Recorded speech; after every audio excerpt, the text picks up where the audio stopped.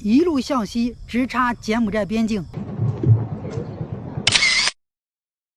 Hello， 大家好，我是范，在胡志明待了有一段时间了，下面就开始继续往前出发。因为胡志明距柬埔寨首都金边也就200多公里，从胡志明到柬埔寨的边境才70多公里，我就在想怎么骑呀？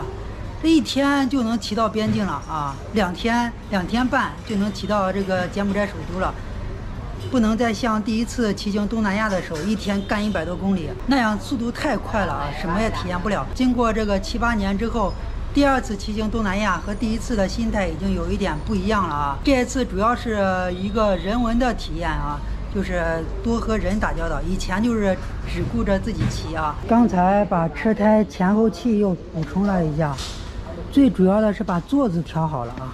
这样就不用隔弹了啊！长途骑行啊，隔弹确实是个问题啊。这个座子调的确实有点高啊，因为每个人啊，他根据身高啊，还有体格的不同，他的座子调的这个幅度也是不同的。对于我来说，这个幅度刚刚好。在马来西亚刚做的保养，这个链条已经生锈了，这个车已经马上接近极限了啊，这辐条都松了啊。最主要的是这个，它这个螺丝断里面了啊。断里面这就上不了螺丝了，现在只能这旁边一个发力了，前面不能放太重的东西啊。距咱们国内啊还有4000公里，希望这个小蓝能撑4000公里吧。每次出发之前啊，所有的东西都要收拾一遍，大包小包的都要整理啊。对于我来说，我是最烦整东西的啊，一到收拾东西的时候我就头大啊，特别怕收拾东西。这一次油盐酱醋茶都带的非常齐啊，你看这小瓶油。这个是生抽、老抽带的都有，还有大料啊。其实对于我来说啊，我更喜欢过野外的生活。在这驻地啊，主要就是为了剪视频啊。天天剪视频剪的眼都快瞎了啊。在野外最起码可以自己做饭啊，自己做自己喜欢吃的啊。虽然东南亚的食物和咱们国内非常相近了，但是和我们北方还是有一点差距啊。我还是喜欢自己在路上，这个摊个鸡蛋饼啊，打个糊涂喝啊，这是我最喜欢吃的啊。昨天在那个户外用品店45块人民币买的这个450克的气罐，应该省着点用，能用到柬埔寨的首都啊。东西已经收拾好了，下面开始出发。我已经全副武装起来了，全身还是只有2个耳朵，10个手指头能晒得到啊。出发，柬埔寨。OK。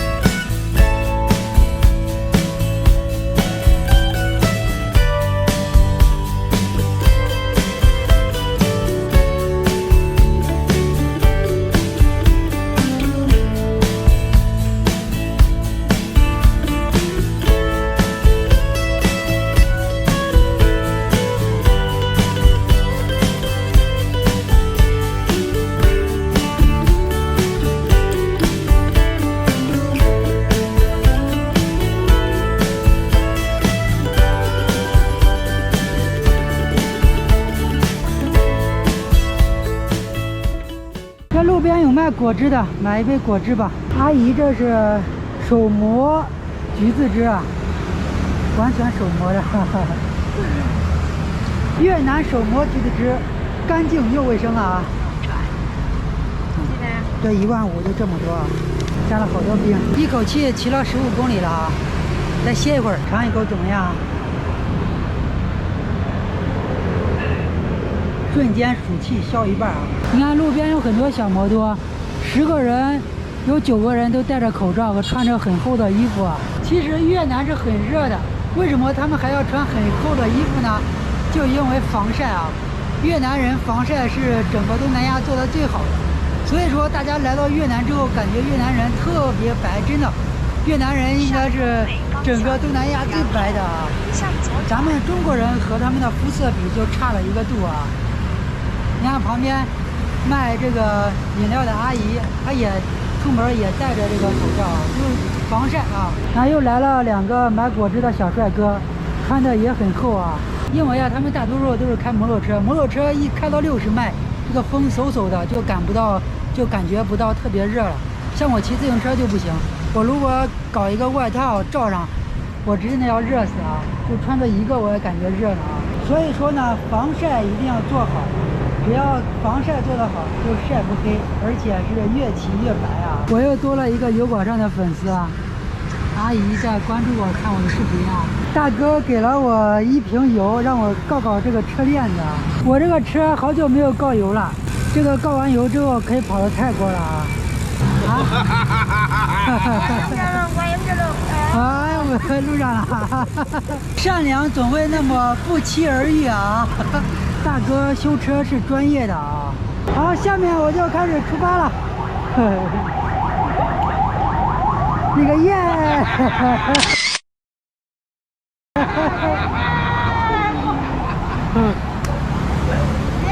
每天的善良就是这么不期而遇啊！拜拜，拜拜 ，Thank you。你看前面这2个小哥，路面温度40多度，毛衣都整上了，这是真是为了防晒，也不怕热了啊！这边有个菜市场，在这边买点青菜吧，晚上煮面条的时候能下一点。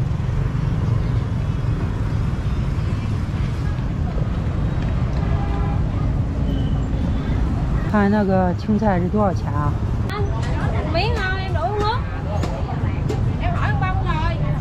不要，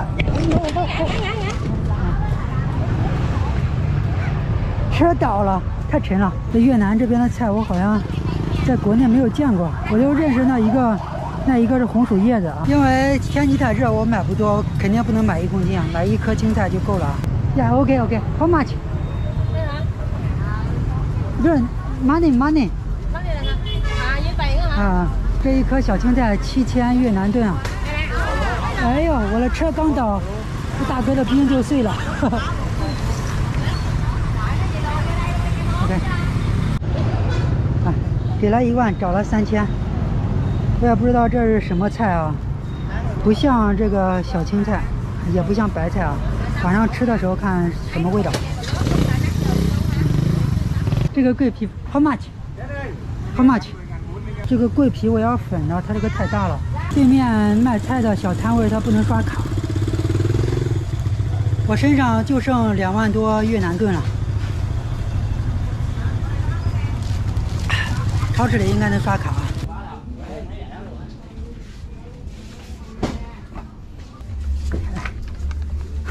这个超市也只有桂皮块，没有桂皮粉。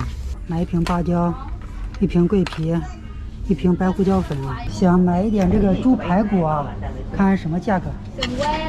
啊，7200每公斤，买了4根排骨啊，今天晚上炖，等会儿要砍断，要不然我的锅太小了。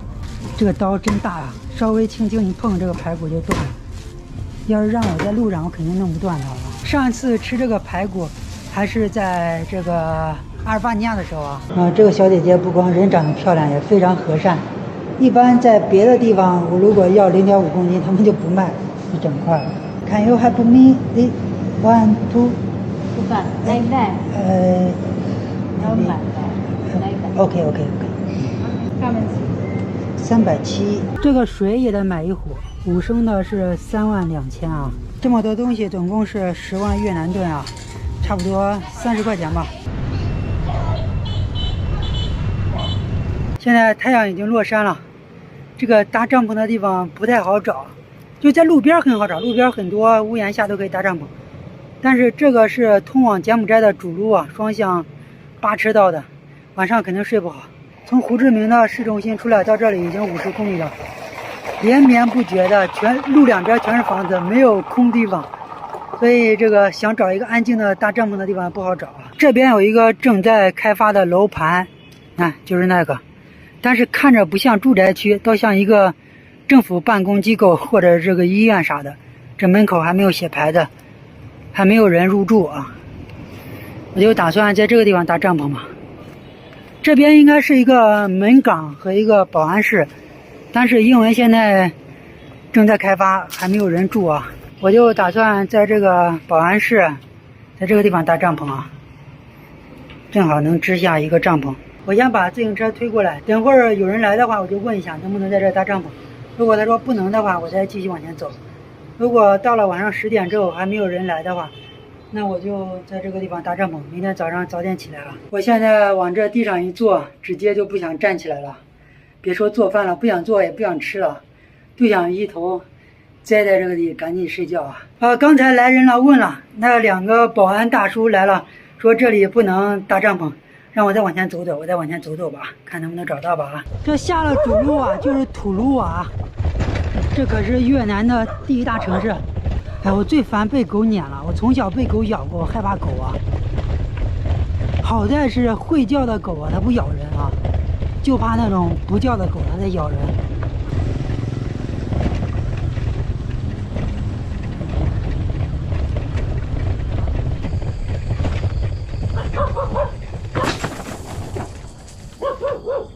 这个包也不想走了，2个包全掉了啊！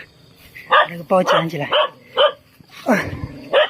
你有在这个地方搭帐篷吗？在这个边，应该可以啊。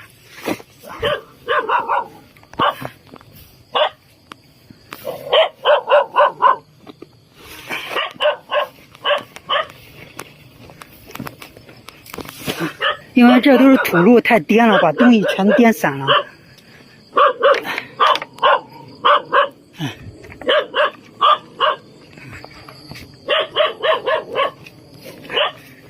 本来以为这个小路里没有人，原来是个死胡同，就有一户人家。问一下能不能在这搭帐篷嘛？但是语言交流不通啊。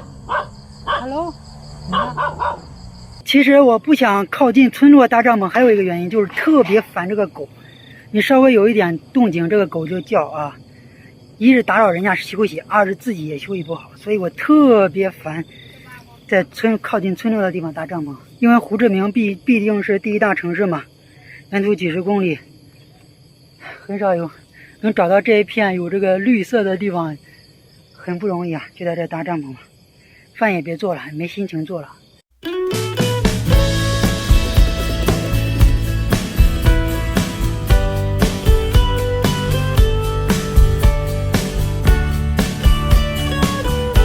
我刚才往前走了走，发现这边有一片小树林，是空地方。离刚才那户人家有100米，然后前面那户人家300米，右边有一户人家100米，后面没有人家哈，500米之内没有人。好，现在可以大声说话了，周围也没有狗了，说话狗也听不见了。如果在这个方圆几百米空旷无人的地方，还有人来赶我的话，那我可真要发飙了啊！这个帐篷啊，现在已经不是我的家了，这是一个桑拿房啊！哇，真是往帐篷里一待，就是头完全是懵的感觉，就像蒸桑拿一样。好，下面我就睡觉了，困得不行了，眼都睁不开了。提前给大家说一声晚安，一句晚安传万里，希望暖进你心里。拜拜。Hello， 大家早上好，我是范，现在是越南的时间5点25分，这天已经蒙蒙亮了，因为它太阳正式升起是5点45啊。现在开始起来，昨天晚上一夜啥也没盖啊，就穿着这一件这个单衣服，居然不感觉冷啊。可能是因为在这个树下面，这个露水给遮住了，没有露水。我这个帐篷外罩都始终没有罩。下面呢搞点饭吃，正好等太阳升起来，饭也做好了，吃完就继续走。Open the door， 我的自行车还在啊。昨天晚上自行车连锁都没锁，就往这一放啊。昨天晚上买的猪肉，今天早上凌晨5点做就已经发臭了，先把它焯一遍水，焯遍水之后再煮啊，这样的话就能把它的臭味给焯掉了，试试吧。费了我3升水啊，总算是把这个臭味焯掉了，焯了2遍啊。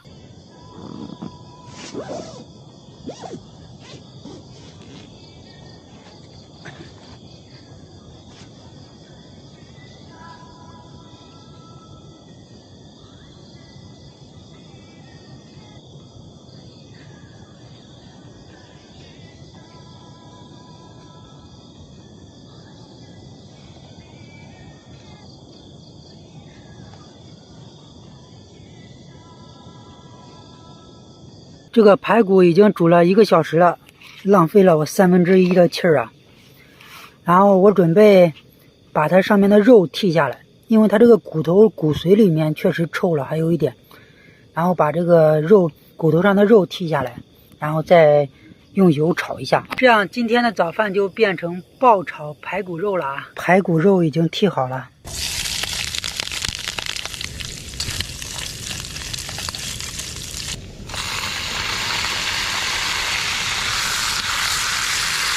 兄弟们，大餐已经做好了！当当当当，这就是我今天的早饭啊！排骨肉炒青菜，我放了好多料，有这个盐、白胡椒粉、八角，还有桂皮，还有油，还有生抽啊！放了这好几样东西，才把这个臭味给彻底消灭掉啊！现在我就开始吃了啊！从5点半搞到7点，1个半小时才开始吃饭啊！现在刚刚7点啊，就已经感觉非常热了。往这一坐不动就要出汗了，闻一下我这香喷喷的早饭，啊，真的一点臭味也没了，全是香味啊！因为早餐啊吃不多，早餐吃2个面包、3个小面包就可以。我再加一个灵魂的东西，辣椒酱啊！这一份排骨炒肉要是在路边饭店里吃啊，至少得20块钱一份啊。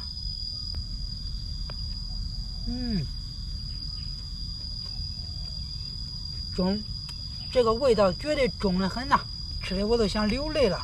从我现在的这个位置到柬埔寨的边境大概还有40公里，今天上午能赶到就赶到，赶不到下午赶到也可以啊，因为中午实在太热，中午没法骑啊。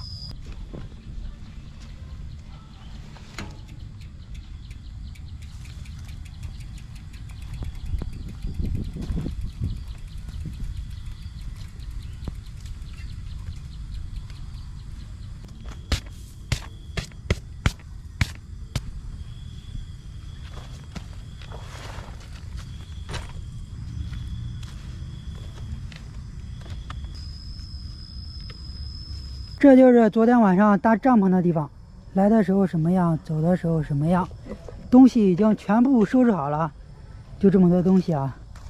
下面就继续往前面走个4、5公里，上了主路。上了主路之后，一路向西，直插柬埔寨边境。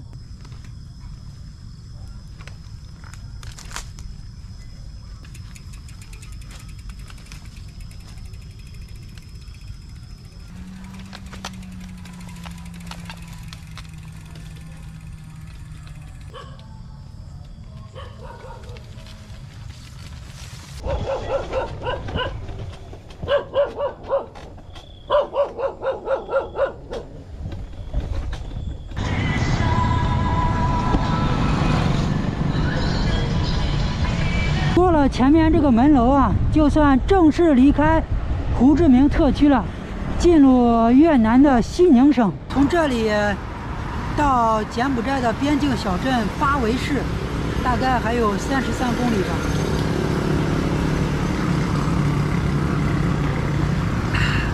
喝完这口酒，继续往前走 ，Let's go。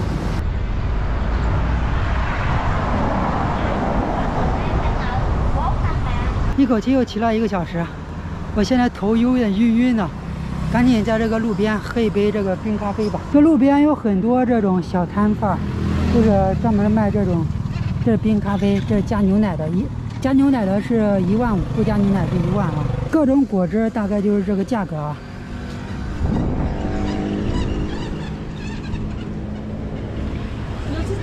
OK，Thank you。这个大姐居然会说英语，我的牛奶冰咖啡上来了。哇，这个咖啡好浓啊，差点给我噎着。非常货真价实。大姐看我骑自行车非常累，还特意多送了我一杯茶啊，这应该是越南的红茶。没有办法，长得帅就是一路就会被送东西。从这里到边境还有13公里，也就是说一脚蹬子就到了。今天的午饭就1个面包，2根香肠，外加这个1杯冰水啊。我发现啊，越南的天儿啊，比那个马来西亚还要热一点，和印度尼西亚有一拼啊，骑3天可能就要进1次医院了。所以我说啊，能在热带地区骑行的都是英雄。你要是不信这句话，你骑着自行车来印度尼西亚、新加坡、马来西亚、越南，这些地方你骑一下你就知道了。我说的是骑自行车，不是骑摩托车。这次骑行东南亚和7、8年前的第一次相比啊，更多的是一个人文的体验，就是速度放慢了，不能像第一次一样一天骑100多公里，那没啥意思啊。因为刚开始骑自行车的时候就感觉每天就追求速度啊。今天说从这个城市骑到100多公里之外的下一个城市就要骑到啊。现在不一样了，现在我已经变成随遇而安了。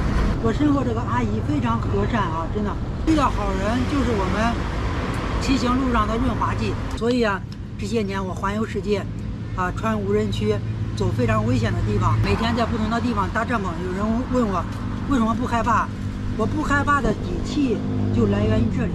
善良是每一个民族与生俱来的优良品格。休息了1个多小时，下面开始出发，给阿姨拜拜啦，拜拜。非常和善的一位阿姨啊。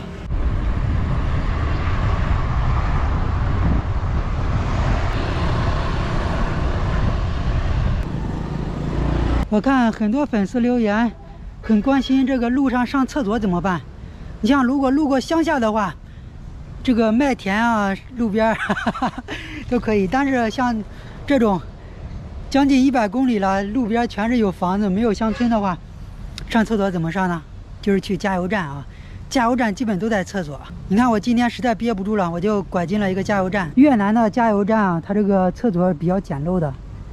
刚才我就在这个露天的厕所上的，这里面应该是上大号的啊，外面是上小号的。这还能充电啊，还有这个插座。越南的排插和咱们国内是一样的啊，都是中式的。兜里还剩1万越南盾，然后全买成水了。这个水便宜，5000越南盾1瓶，这是1.5升的。再往前面再走几百米就到边境了。前面这个建筑就是越南的边境大门了。出了这个大门，就预示着骑行穿越中南半岛第4国即将结束。